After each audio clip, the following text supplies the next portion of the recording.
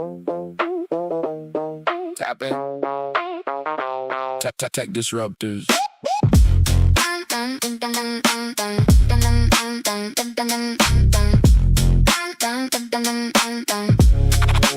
Tap in.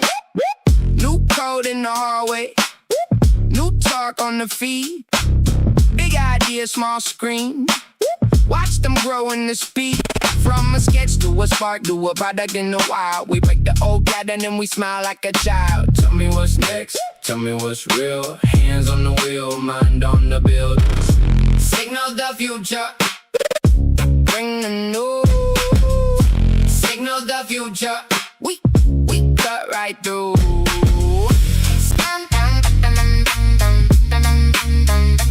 For the crowd.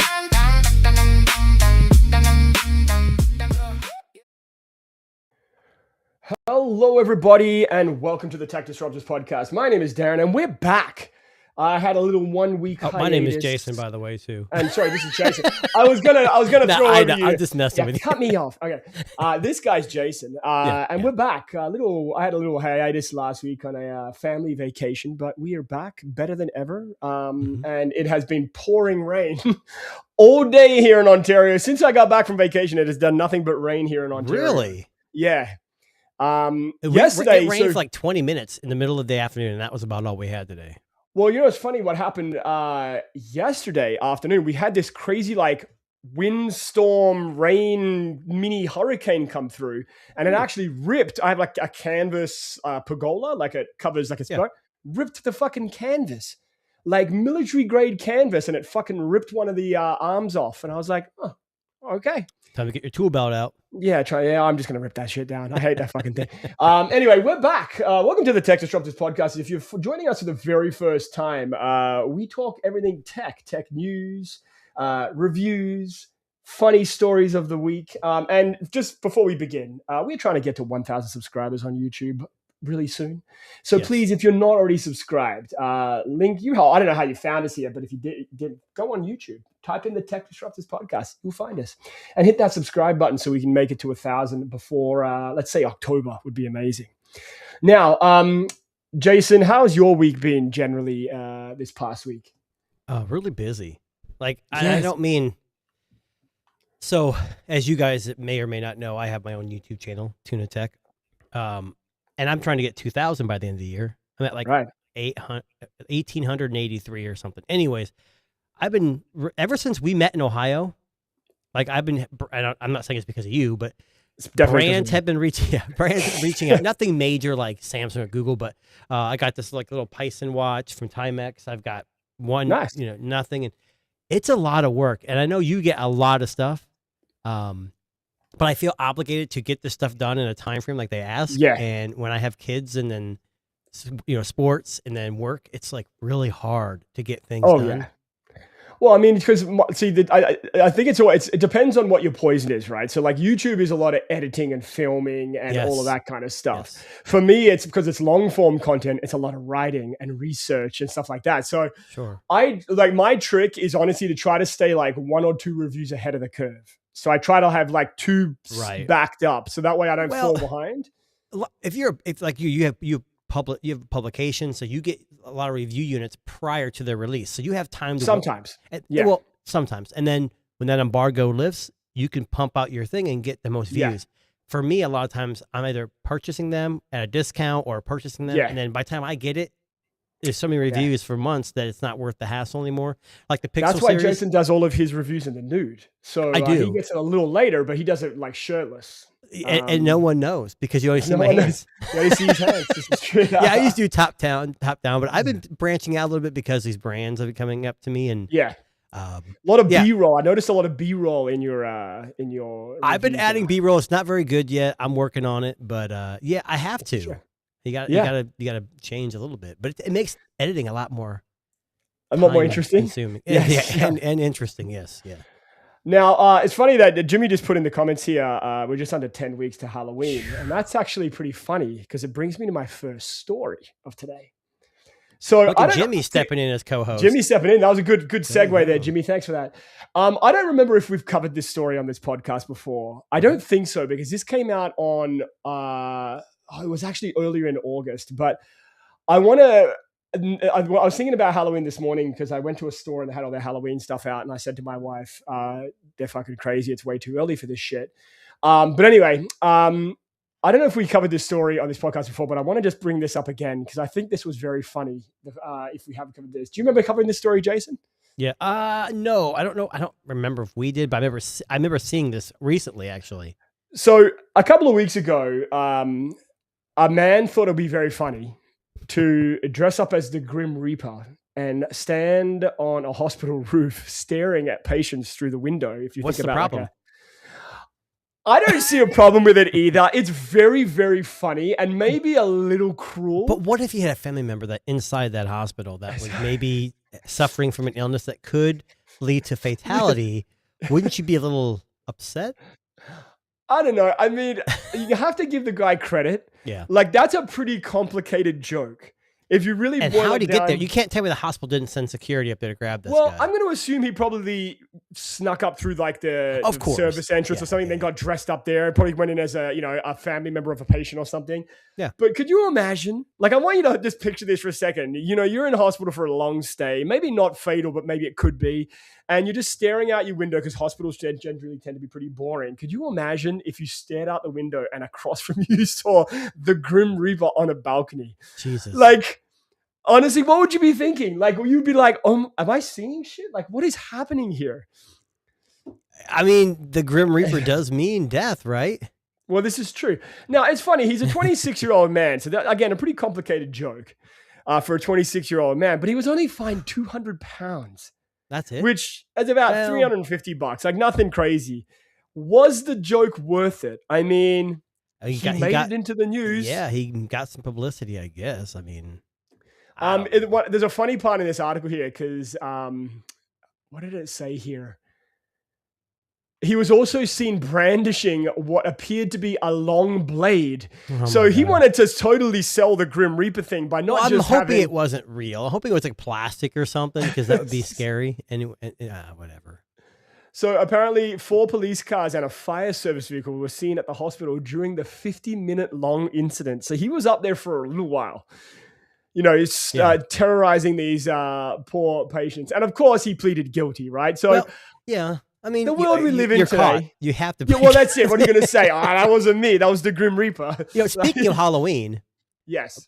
My daughter, my 15-year-old, I let her watch the Blair Witch Project, the original one. Oh, yes. It has a lot of F-bombs, but she's 15 and a half. You know, I mean, 15, whatever. Yeah, that's fine. It wasn't as good as I remembered it. I was actually kind of disappointed. Like, you know. That's a good tech question. What? For you. So think about it. So when you first watched that, that was pre-smartphones, pre-cell phone even. Right. And what's interesting is it was the 90s. Yep. And I remember every 90s movie, like Independence Day, they were all the best movies ever. Then when I rewatched them, like, God, this was a really shitty movie. I think it's because you're a kid, you look at it through a different lens. But what's interesting is they reshot the Blair Witch in 2016. I didn't know this was on HBO Max. And I watched the first like couple minutes of it, and it's the same style as the original, but now they're using like GoPros, more up to date, like drones and stuff. So I was like, okay, I get it. But yeah, I was kind of disappointed. Like, I can't believe I actually liked that movie. Did anything ever become of the lead actress? Because I mean, she was pretty phenomenal.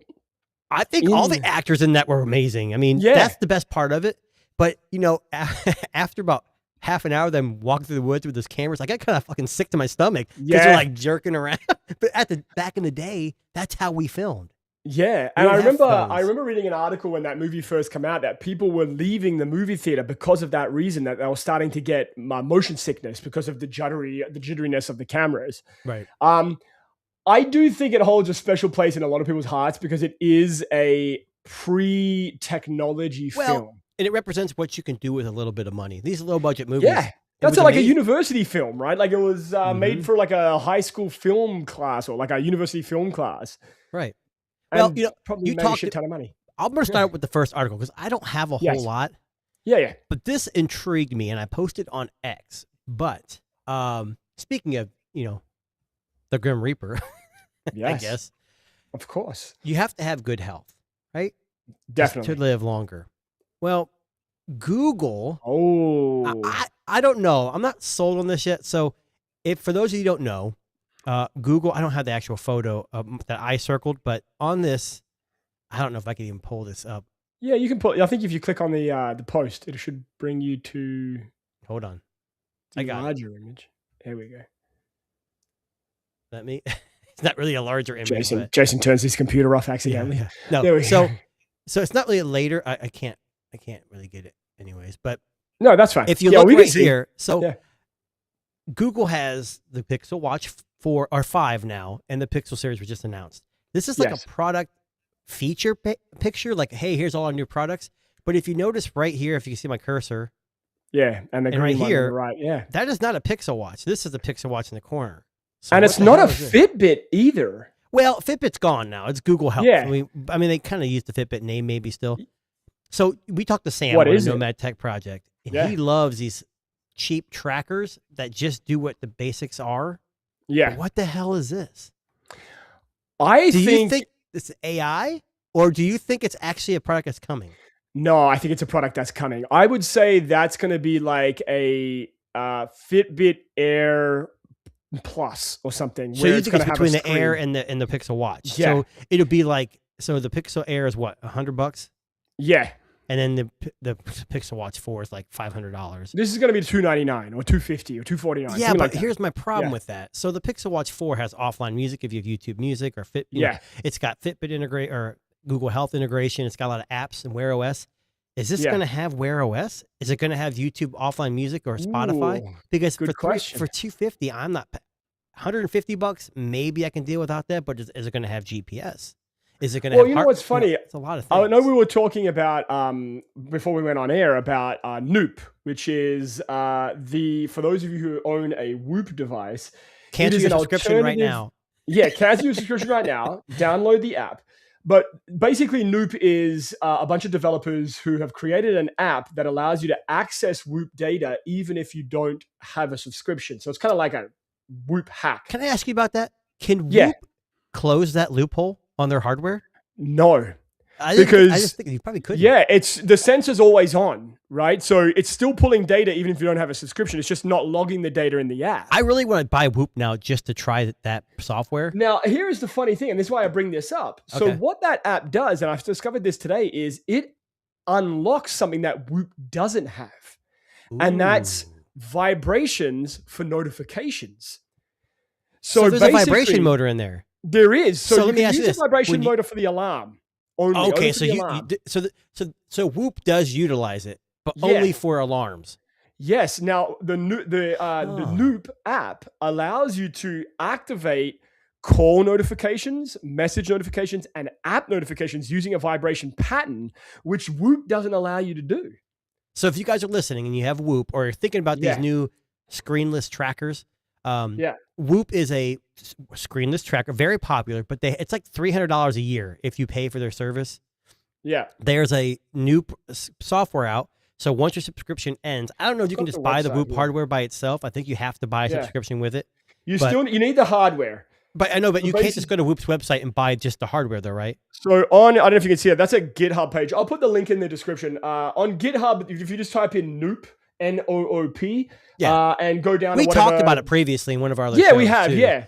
But I just thought it was fascinating for me. Like, I know, like, we've got a mystery Google product here, but I think, for me, like, if that's doing pretty much what I'm imagining that does, basic notifications, tracking. Well, here's what I'll say, though. I run, and I don't want a screenless device. Yeah. There's two reasons. I kind of watch my all time. Yes. It tells me in my ear when I'm running. I don't have to look at it, but I like to monitor it, like my heart rate and stuff every period when I'm running. I also like offline music. I can't run with no music, and none of these screenless ones do that. At least not yet. Interesting. Yeah.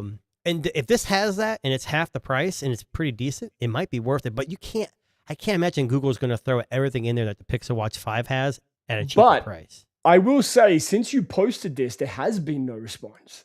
There's been radio silence, if I remember right. Well, I posted on X, hey, at me by Google, what is this? And then someone else said, hey, how about you at Fitbit support? Like someone added, and I'm like, I haven't heard anything. Yeah, there's been radio silence. So that may mean radio silence usually means you're onto something, right? But why not release it at the Pixel event? Are they going to release it at the Google Book event?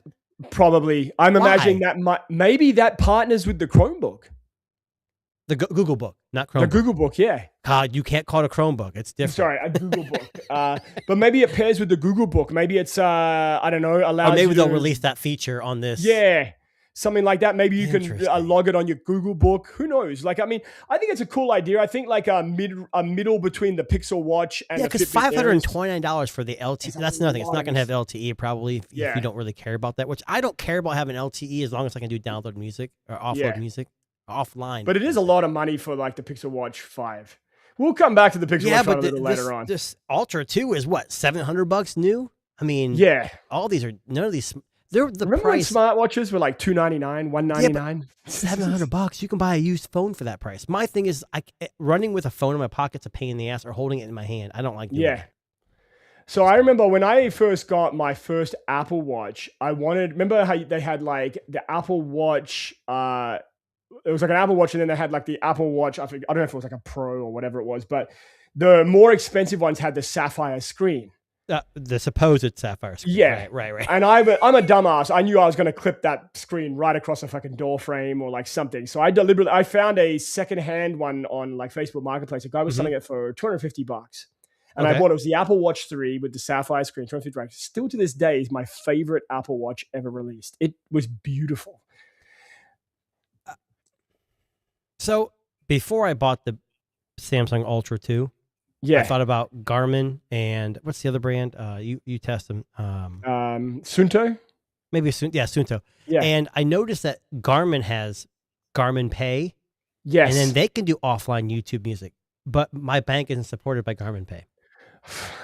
It's like there's always something. That's the thing. We were talking about before we went on the phone. We were talking about phones, and I told Darren we had a conversation about this phone right here, the Z Fold 8.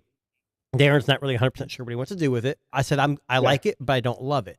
And then Sam from Nomad Tech Project had mentioned that, well, Jason, you don't keep phones ever. And I told Darren, I'm probably never going to find the perfect phone. No, yeah. Because with Android, there's so many different manufacturers. But with iPhone, people are like, well, the iPhone's the perfect phone. No, it's not the perfect phone. You just don't have any other options. If you're an iPhone user, you get what they give you, and that's all you get.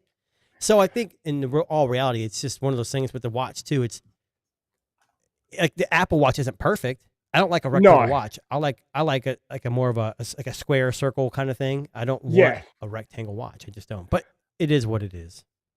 Now, speaking of crazy things that have happened this week, Jason, I don't know if you noticed this or not, but in Beijing this week, they actually had the Robot Olympics. I did hear about this, yeah. So Robot Olympics, massive event where all the big brands showcase their robots that they've created. Now, I'm going to start with a funny story, and then I'm going to talk about a company that we've talked about before that has absolutely gone up in value tremendously. So this is a 100-meter sprint with a robot. Of course, getting the fastest time is, where it's what you're supposed to do. But the problem with this little story here is they didn't really work too hard on the stopping. So I want you to watch really closely. So they're all about go, but no stop. That's exactly right. All go and no stop. But if you like sports cars and hot rods, you just want to go fast. You don't want to stop. Well, let's see what happens when a robot goes too fast. Jesus! Wait for it.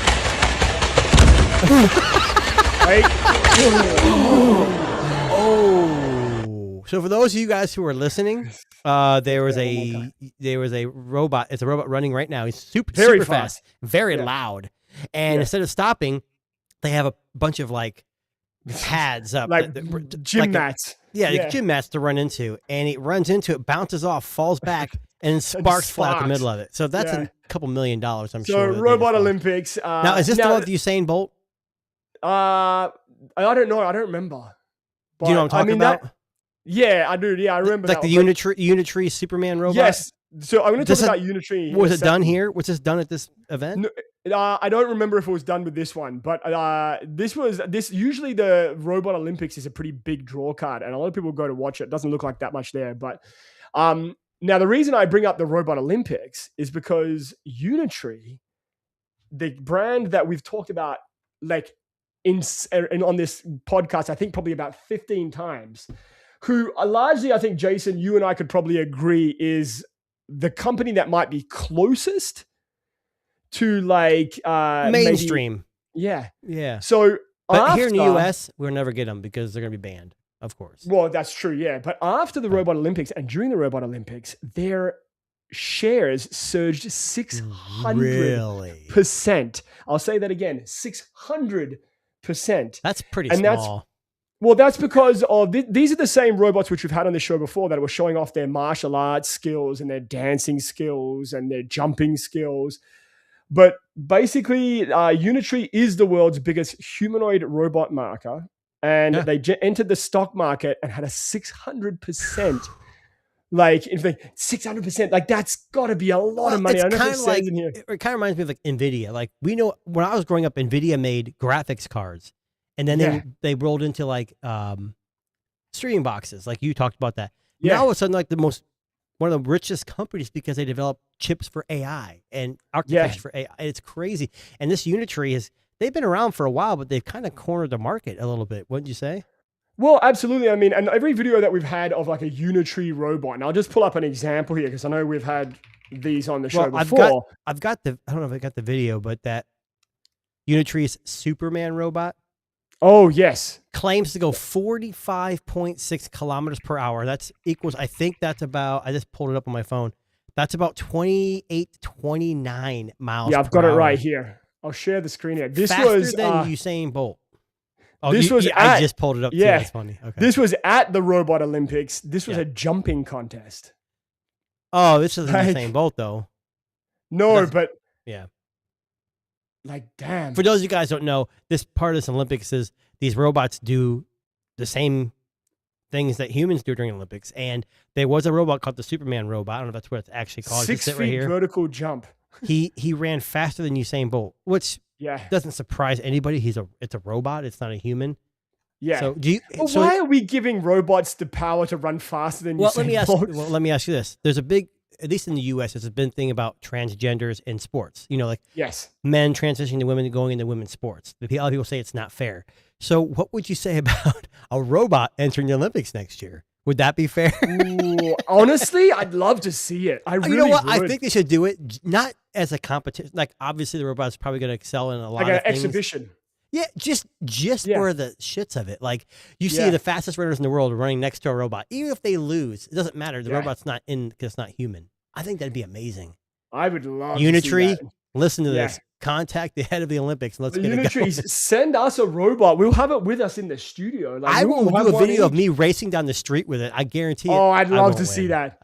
I'd love to see that. I probably fall on my face as I'm running.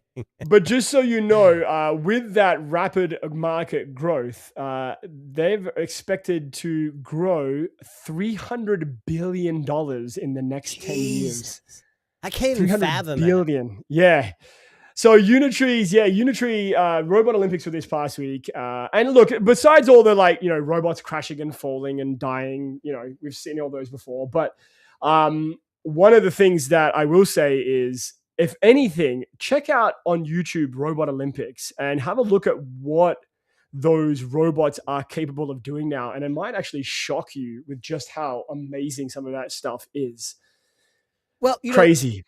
You said things about, going back to the initial thing about, death. Yes. And the Grim Reaper. What would you say if I said there's kind of like a death coming and it also involves Apple? Oh, you already know what I'm going to say. Yeah, I already know where this is going, but go ahead. Oh, yeah. Hey, look, no company is perfect. You can put Apple on a pedestal, but they're just like every other business. They're going to have failures. So Apple is reportedly cutting hundreds of jobs from Siri and the Vision Pro teams. Now, before you say anything, Darren, I can already see why Siri is getting cut jobs. You just paid Google a ton of money to do all the work for you. So you don't need those jobs. Vision Pro, and again, I think the Vision Pro was a cool device. It was too late because VR has been cornered by Quest. It's more for gaming. Speaking of that, what happened to XR, Android XR? You don't hear anyone talking about happened. Samsung. Yeah, well, It might come Samsung. out at some point. I still want to try one if I can get one on discount. But either way, Apple's just cutting jobs. I mean, what that tells you is they made a miscalculation on the Vision Pro and VR. So they're working on glasses, we know. So is Samsung, so is everyone else. And they're not good at artificial intelligence. And I'm going to go back to this, and I'm going to stand on this. And this might be a hot take. You can be mad at me all you want. Google is a software company first, hardware second. Yeah. Apple is hardware first. Their software has really gone downhill. It's more convoluted. They had a lot more misses, a lot more issues. And you can say, well, Android's got this and that. Well, Android's got so many different manufacturers. It's hard to kind of blame Android for that. But yeah, that's me. I think that Apple's a hardware first. Could you imagine that Apple hardware with Android software, like the Pixel software? It'd be amazing. So here's the problem with two things here. So the Vision Pro, number one, and we've talked about this before, I think this was probably one of the least successful products that Apple's ever released. Oh, yeah. And probably one of the most inaccessible products that Apple's ever released. That's why. The high price. I think that's why, because technologically, it's probably pretty cool. Yeah. But when you spend $3,500, no developer is going to make anything for it if no one's going to buy it. Exactly right. Now, the other part of this is we've got a massive iPhone release coming in a couple of weeks' time. September 9? 9, yeah. So this iPhone Ultra, have they had the time and the resources to develop the software to make that foldable act like a foldable? So going back to what I just said, not being you think the software might be not half-baked, but not as good as it should be? Listen, if it comes with fucking iPad OS, it's gone from the day one. Why do you say that? Because iPad OS is shit. Well, iPad OS won't work good on when it's closed either. Yes. And I mean, even on this phone, Android kind of struggles with the certain apps and how it. Yeah, but I mean, here's the thing, right? Like, if it's iPad OS, multitasking fucking sucks. It's gotten better, but it's still not good. Right. Have they figured out multi-window?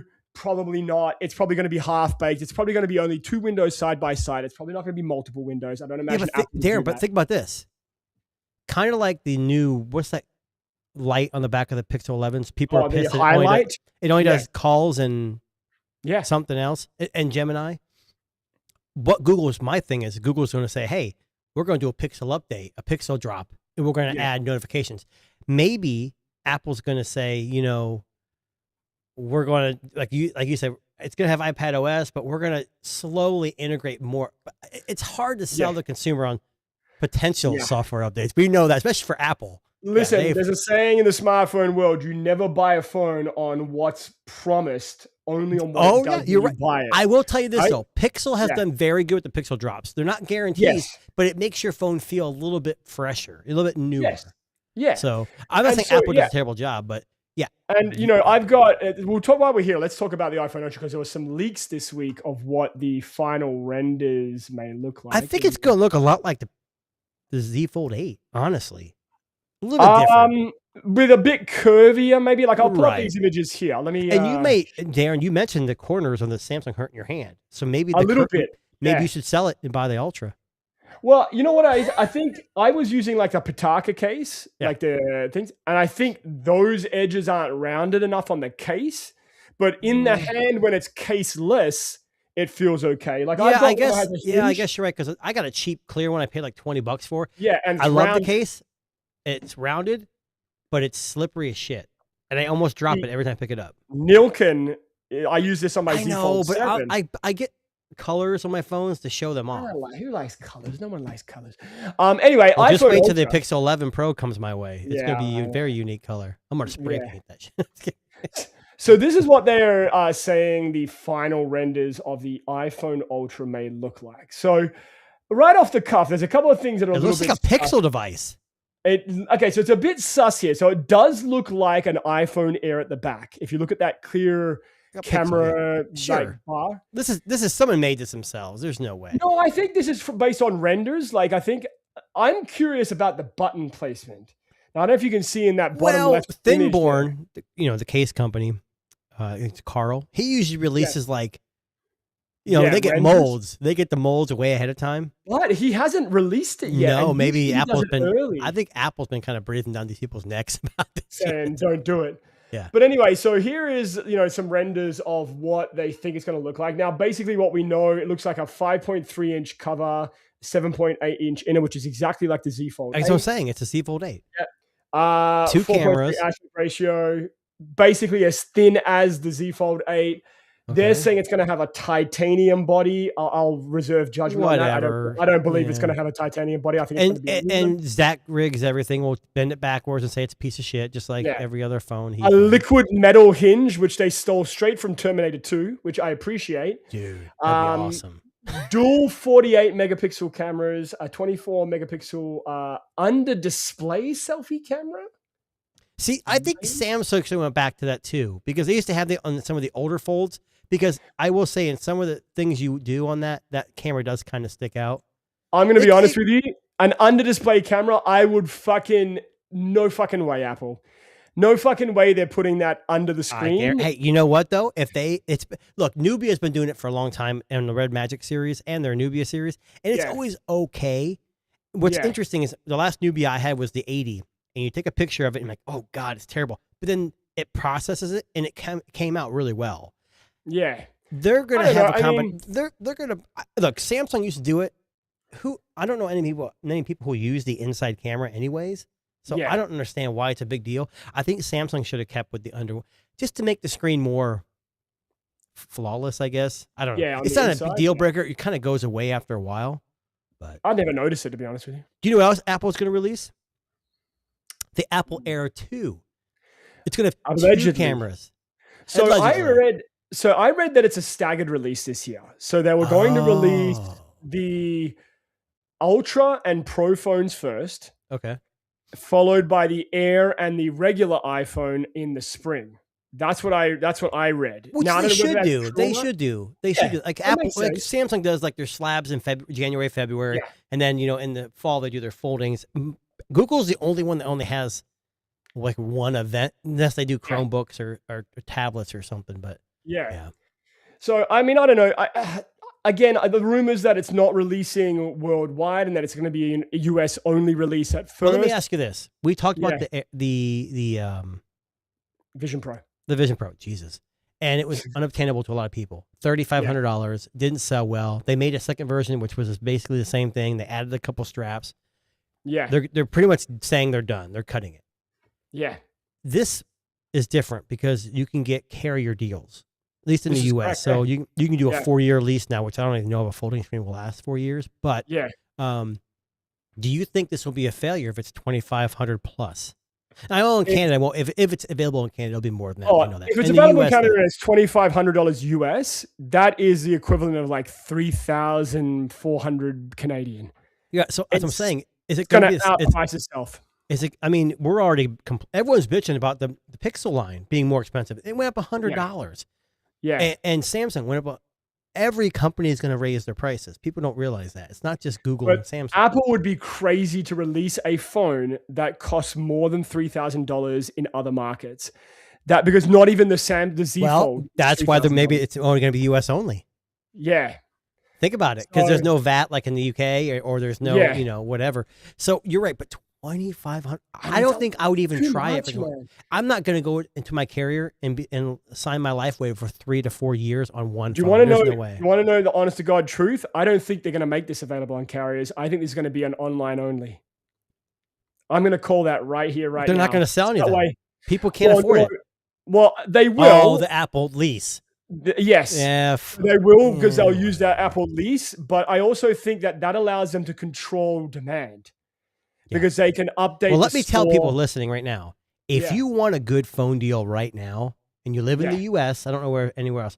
Google Fi, you can go to Google Fi right now, and they have unlimited for $35 a month. Okay, it's a little bit higher than a lot. You can get some for $25. $35 a month. They're going to give you a Pixel 11 Pro for free for 2 years. So you got to keep service for 2 years. And if you want to, no, I didn't do. I don't have Google Fi. But if you want to get I looked at them. If you want to get a Pixel Watch 5 and you want to add that, the LTE version, They're going to give you the smartphone plan for free, or the smartwatch plan for free. So you have LTE connectivity, and they're going to add $10. So for $45 a month, you get unlimited everything, a Pixel 11 Pro, whatever color you want, for free, plus $10 a month for a watch. You can't beat that deal. That's and it's pretty only good for deal. 2 years. Now, I get it. That locks you in. But Google Fi, I had them in the past. They're pretty good. But I can't imagine this $2,500 plus. It's going to be $100 a month or more. So Jimmy just did the conversion. That would $2,500 US would be $3,446 Canadian. And the exchange rates. I'm not. Yeah, I see. Yeah. Well, and then remember, rates, here in Ontario, we have like taxes on top. It's 13%. So what? 3,446 plus 13% is close to what, $3,700. You can't forget the 50% tariff rate too. Well, there's that too. I'm just messing with you there. Jason, a bit like the Vision Pro, I don't think Apple's learned here. And I think that only the diehard enthusiasts are going to be the ones who buy it and try it. Apple users love Apple. They're never gonna sway. Like I saw some articles from like 9 to 5 Mac or whatever. Oh, the Z Fold 8 makes me want to switch to Samsung for the first time ever. Bullshit. Yeah. You're not going to switch. You're locked in with the MacBook. You know what you're not going to get on Apple? You're not going to get any fucking deals through pre-order. That's what you're not going to get. They don't have to though. But that's the thing. They don't have to. Yeah, that's what's so sad is like Samsung throws all this. You're right. And I get it. They do trade-in deals good because they know they can trade in.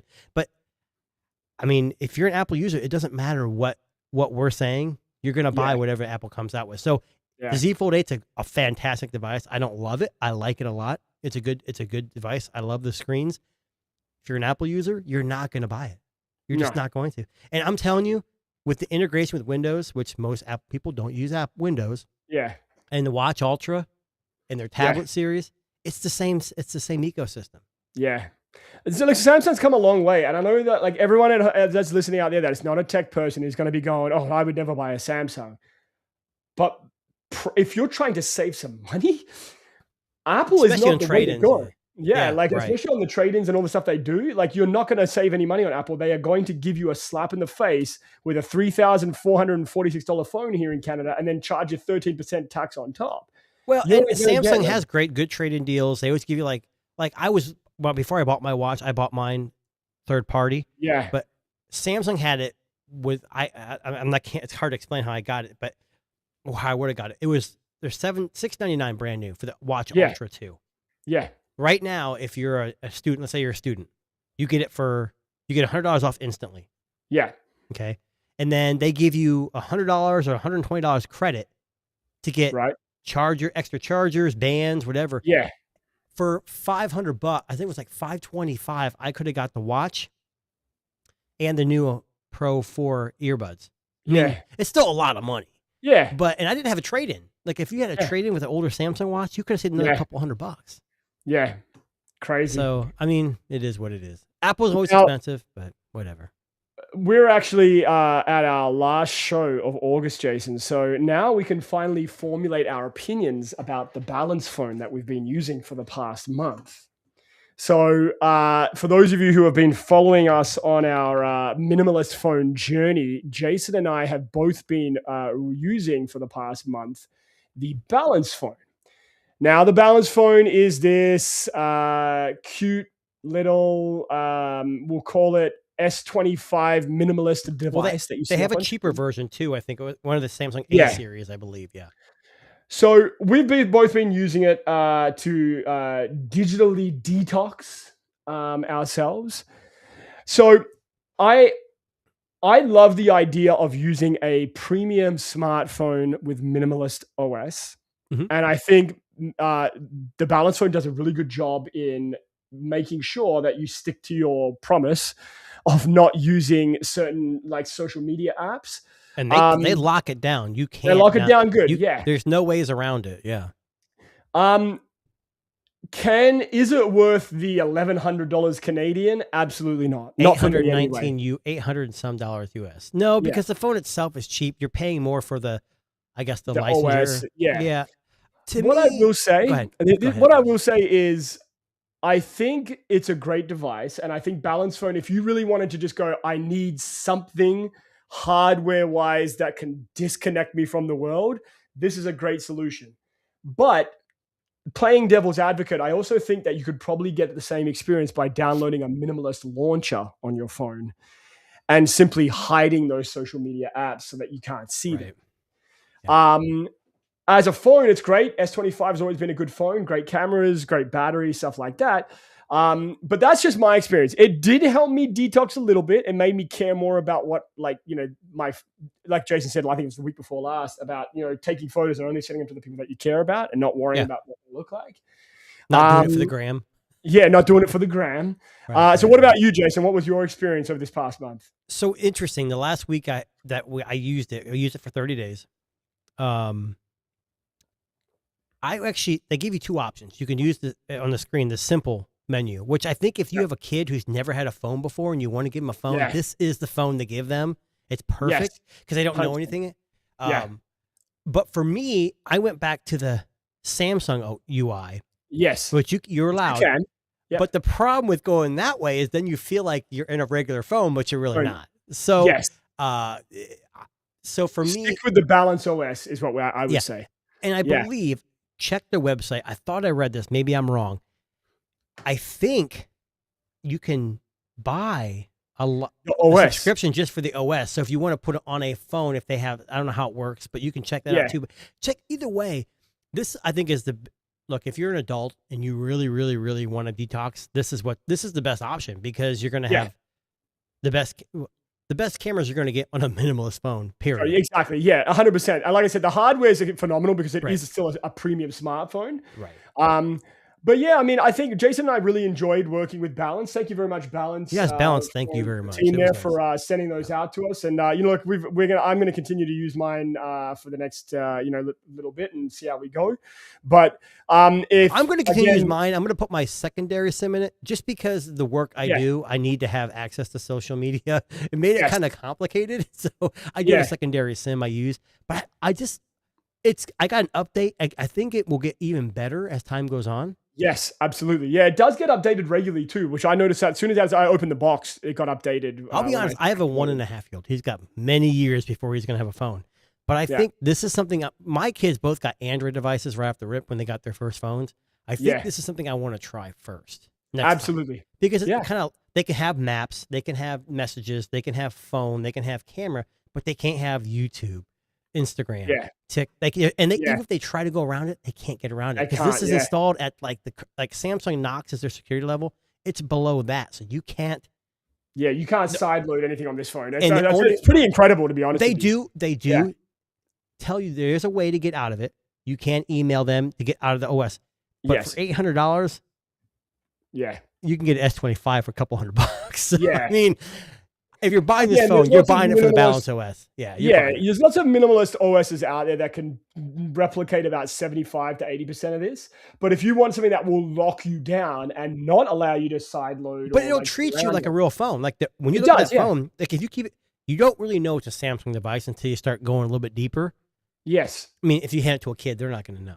No, Anyway, so thank you very much, Balance, for entrusting us to test out your Balance Phone Pro. We appreciate you. And the review will come live on One Cut Reviews this Monday, so tomorrow morning at 10:30 a.m. if you want to check it out. Now, Jason, we need to talk about a developing story here. So Meta's in a bit of trouble. Are they never not in trouble? No, but Meta's in trouble with their glasses. So I don't know if you've been These following... right here? Yes. I don't know if you've been following the narrative behind Meta glasses, but right now they're getting banned in more and more places and more professions. And there's an article here on Tech Radar about how it might suffer the same fate of Google Glass. Well, before you go any further, there's a reason for this. So the big thing is is privacy. Yes. These, I don't have it turned on. I very rarely have them turned on anymore just because the job I'm in, I can't. But there's a light that comes on when you're taking a picture or when you're recording. Yes. People were covering it up with like a piece of plastic or tape. Well, they had some software changes where if they notice it's covered up, it won't record. Well, apparently these software updates are failing. Like they're not doing what they're supposed to do. Okay. That's what I've heard. So right now, the public perception around Meta is that it says here it's starting to sour, and private businesses are banning them from events and premises. I mean, again, people are using these for ridiculous reasons to record movies, in the movie theater. See, you know what I use mine for? Like, I did a review on a scooter. Yeah. So I turned them on when I was riding, so I was looking down at the POV. Yeah. I did videos of my family's events and with my kids, or with Google Glass was amazing because you could wink your eye and take a picture. It was amazing because you had to have it was hands free. Same thing with this. You say, "Hey, Meta, take a picture." Taking pictures of my kids. Now my kids are getting older, so I don't throw them in the air and take pictures. But my young son, like, just be able to snap a shot with him not knowing I'm taking a picture. He knows when the camera's looking at him. Yeah. So I enjoy that. But you're right. There's people out there doing porn. We talked about porn. Yes. Which, hey. And listen, I'm all for eyewear that protects, females and males' eyes from, the world of porn, because obviously there are lots of hazards in the world of porn. But my point is that when you're recording things you shouldn't be recording, I think that's what's people starting to realize, right? So, I mean, people are using them for covert stuff, which is not what Meta intended them to be used for. Exactly. And so right now, in this past week alone, I think I've seen about 4 or 5 different articles talking about how this has been banned, that's been banned, this has been banned. And listen, this is what happened to Google Glass. People got grossed out. Well, and Google Glass, if I remember correctly, I think it had a light. I can't remember. I don't think it had a light that was very visible. I actually bought a 3D printed thing that covered the lens up, like the camera itself. That way I could go into places because they had my prescription in it. Like these right now have my prescription. So if someone tells me I can't wear them, you're fucked. what am I supposed to do? They're turned off. I mean, I can't. Yeah. So yeah. I don't know they're linked to my phone anymore. I switch phones so often. I don't know if I have Meta AI installed. I mean, for me, I like listening. Like, I liked being at my son's baseball games and being able to watch a YouTube video in between innings and not have the audio blaring out loud, but just through the glasses. I know that sounds like a complete niche case, but that was awesome. No, that's a perfectly good case. Yeah. Yeah. So, I mean, I think if you own a pair of Meta glasses, I would say hang on to them for now. But right now, even Jimmy here said in the chat that it's been banned in some places in the UK, and it's being banned in a lot of places in the US and Canada. I don't know any places that I go to where it's been banned. Now, I'm sure movie theaters would say something, but most people can't tell. Like, you look at these, they just look like glasses. Yeah, glasses. I know because I recognize the shape, but a lot of people don't know. Yeah, Jason doesn't even wear glasses. This is what's crazy. He just doesn't. These aren't even lenses. They're just it's like Drew Carey. Like Drew Carey. You hear about Drew Carey? Like he didn't actually use lenses. He just had them because it was like a look. Yeah. But anyway, so Meta, I don't know, man. Meta's faced a little bit of backlash about a few things over the past month, just to name a few. Can I ask you a question? Yes.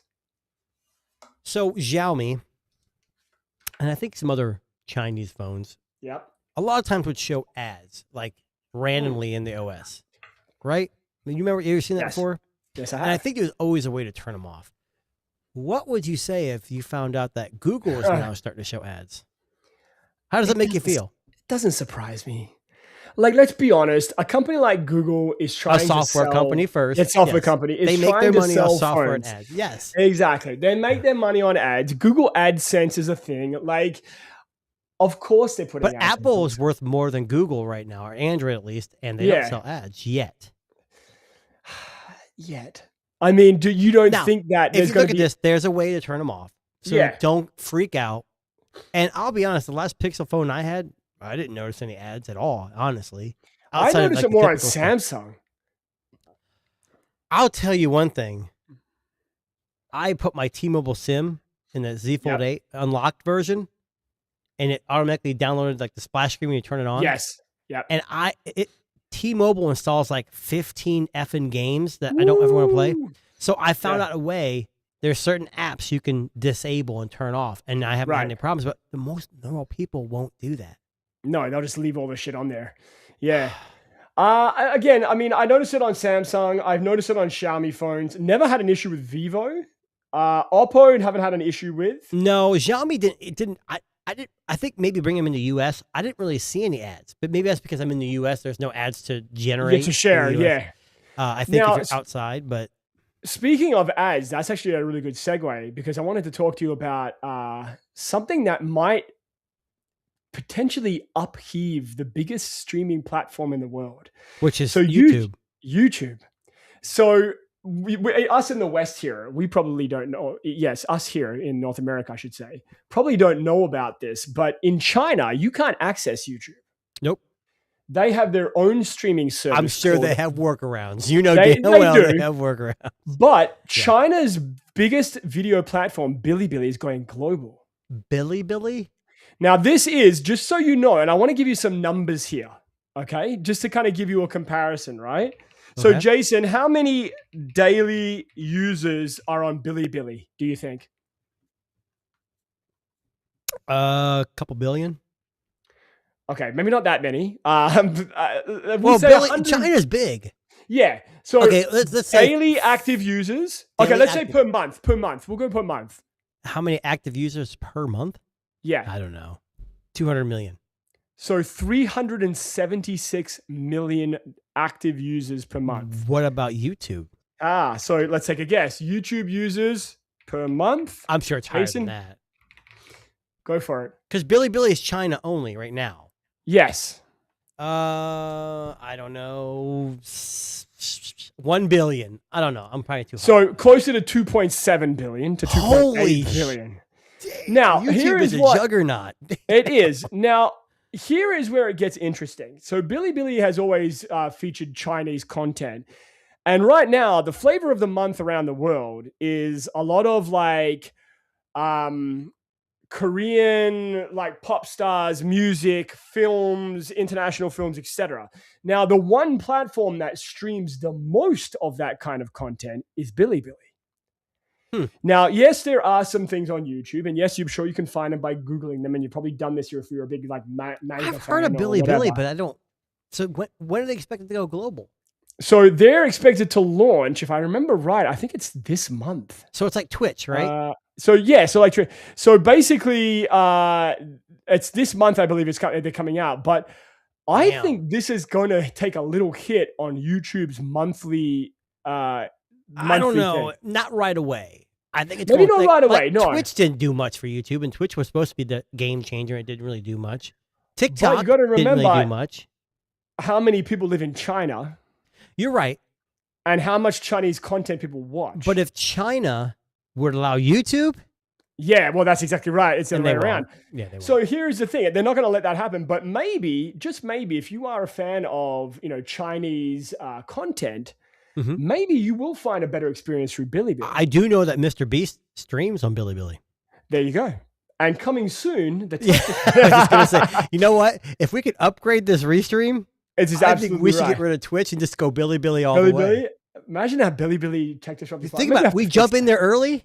Yeah. Ooh, Bilibili. China would be like, who's these tech guys? We're gonna tag Bilibili on this week's show, and Bilibili, the execs at Bilibili. If you're listening to us and you want to help us live stream our podcast on Bilibili, we will happily do that. Hell, I'll even let you subtitle us so that you can have it in a traditional Chinese underneath, so that we Mandarin, whatever language is needed. Whatever language you want, that'll be amazing. But yeah, so Bilibili is coming to a global market near you. How many streaming things are there? Oh, there's tons of there's nothing I was telling you about. So I have a YouTube channel. We have this Tech Disruptors. We do Instagram, X, TikTok, and YouTube. My channel, it's hard to get on TikTok, but I do Instagram, X, and YouTube. But we don't do Twitch anymore, or at least not right now. Maybe later. Twitch wasn't really paying off for us all that much. It wasn't, but it's just so much. It's still you could stream one everywhere and still move no mountain. That's why 1,000 subscribers, like and subscribe. Anyway, please do. That'd be amazing. So can we jump back over to the Pixel for a second, because I know you mentioned highlight, and I want to talk about something that I think Android suffers from a lot. You know what makes me mad about the highlight though? Yeah. Do you remember the previews before it came out? It was supposed to be like a light bar underneath. Yes, around that would have been so much fun more fucking cool. Well, I want to light, but anyway. I want to highlight an issue that seems to be a problem with Android, and that's app developers. So I think you and I can both agree that when it comes to iPhone, app developers would much rather focus their attention on developing an Apple iOS They'll make more money app. off that. Yes. They'll make more money off that than they will an Android app. But when smart people get together and they develop and figure shit out, we can turn a useless Pixel 11 Pro feature into something that's actually usable. So right now on the Pixel 11 Pro series, they have a highlight, which basically is a flashing light on the back of your phone that highlights you. Flashes different rainbow colors when you're interacting with Gemini. Or I think phone and messages. I think not messages, not even just phone calls. So who the hell makes phone calls anymore? Now, a smart guy or girl out there has gone, this is fucked. Why have they kept this behind the garden, the walled garden? Why haven't they unlocked all apps to be used on this? This is the power of Android. And the power of Android is here. So Highlight Studio is the name of the app. If you have a new Pixel device, download this app immediately. And it allows you to customize any app with notifications and everything. Wow. So here is the post that was on. So hold on, before you go any further. Yeah. Samsung, I think Nexus phones, and even some Android used to have an LED light that would blink. And there were so many there was even after that went away, there were even companies that would there was a phone that had an LED light that even wasn't that they put in there but never activated, and people activated it with an app. Yeah. But here's look at this. Go ahead. But I mean, it's a very polished app for something that was put together in a couple of weeks. It looks like Google almost made that. Yeah, like they're basically giving you the opportunity to set presets, timing, and if you look on the first page here, you can have a rainbow effect, a comet, a pulse. Well, this is what I'm saying. Like, so if you have Facebook, blue. Hey, I got a Facebook, Instagram. Whatever like color, orange or whatever. Yeah, orange, X, black. Well, not black. Yeah, like white. Black.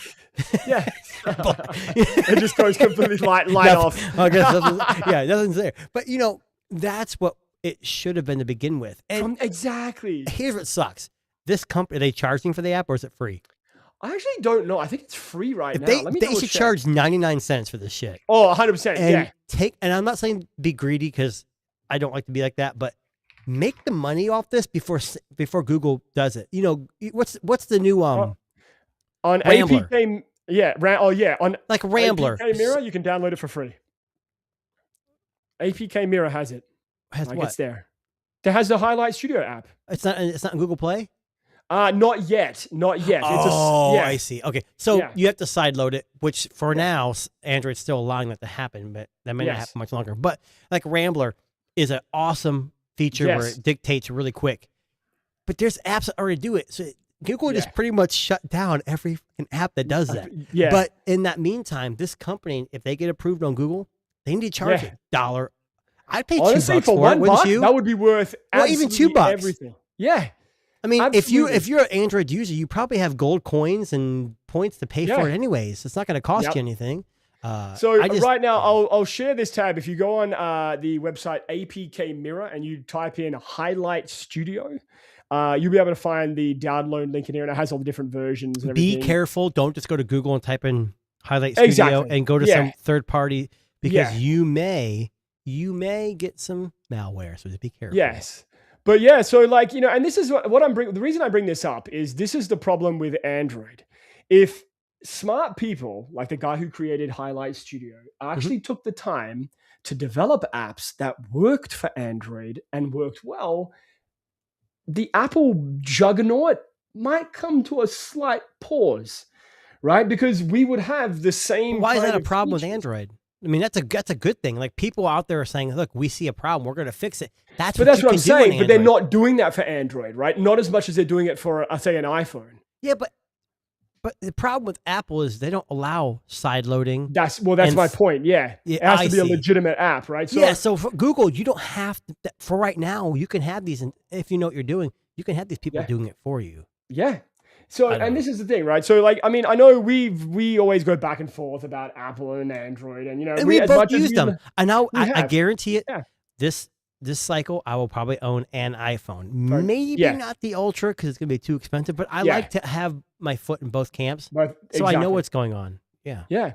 And that's the thing, right? So, I mean, when smart people get together on the Android space, we get some pretty cool shit. And, if you haven't had a look on YouTube for, the best apps on Android, which I think they do like every 3 months, different creators. It's cool. Check them out because there's stuff you don't know about. There's some cool games I found out through that and all kinds of stuff that's like 100% interesting. But, when smart people come together in tech, you get the tech disruptors. That's exactly right. I mean, and that actually brings us to the end of our show. That was a great segue, Jason. Thank you very much. You're welcome. That's why he gets paid the big bucks.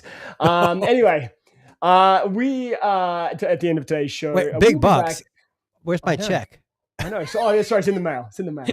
But we're at the end of today's show. The tariff must be taking that whole check. The tariffs took the whole thing. Sorry, man.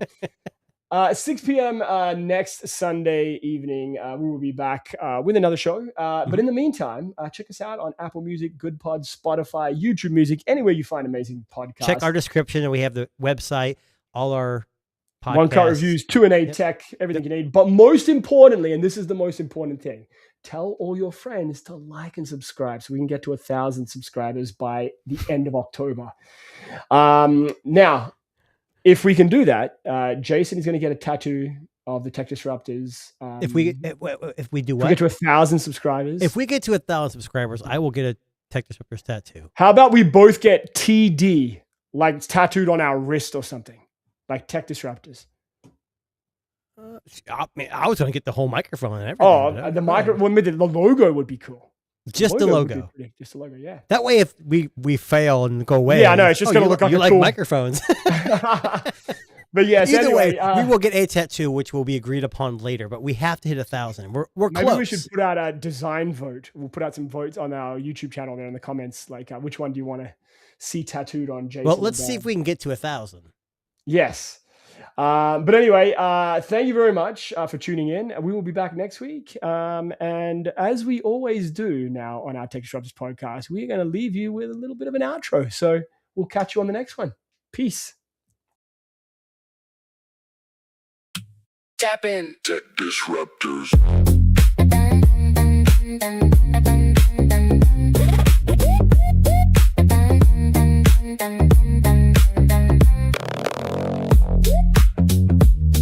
Tap in. Tech Disruptors. New code in the hallway. New talk on the feed. Big ideas, small screen. Watch them grow in the speed. From a sketch to a spark, to a product in the wild. We break the old pattern, then we smile like a child. Tell me what's next, tell me what's real. Hands on the wheel, mind on the build. Signal the future, bring the new. Signal the future, we cut right through